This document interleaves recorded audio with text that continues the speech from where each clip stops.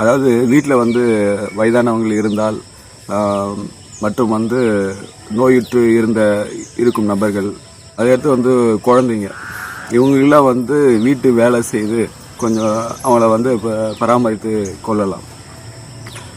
ஆனால் வந்து நல்லா தடிமாடு மாதிரி இருக்க நபர்களை வந்து வீட்டு வேலை வந்து சரிசமமாக செய்ய சொல்லலாம்.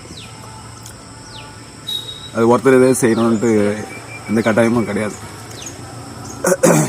இதில் அதிகமான வீட்டின் வேலையின் சுமை வந்து அதிகமாக திட்டமிட்டு தியாகம் என்ற பேரில் ஏற்றப்படுகிறது குடும்ப பெண்கள் மேல்தான். அதுவும் இந்த பண்டிகை காலத்தில் கூடுதலான உழைப்பு சுரண்டல் வந்து நடைபெறுகின்றது.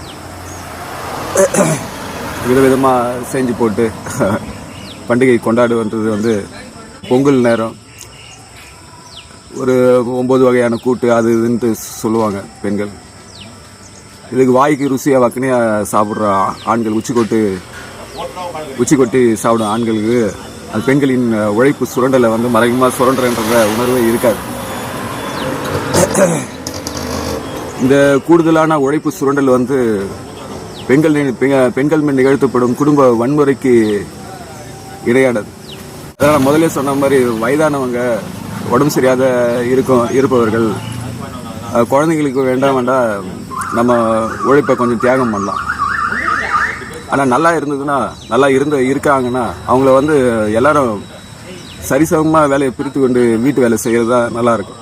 ஒருத்தரே வந்து தூக்கி சுமக்கணும், குடும்ப பாரத்தை சுமக்கணும்னு அவசியம் கிடையாது. அதனால் ஆண்களும் புரிந்து கொள்ள வேண்டும். பெண்களும் வந்து தியாகன்ற பேரில் உங்களுடைய உழைப்பு சுரண்டுகளுக்கு நீங்கள் அடிமை சங்கிலி போட்டுக்கொள்ளாதீர்கள். இக்காணொலி வந்து பிறரும் பயன்பெற உங்களுடைய வாட்ஸ்அப் குரூப்பில் பகிர்ந்து கொள்ளுங்கள். வாழ்க வளமுடன்.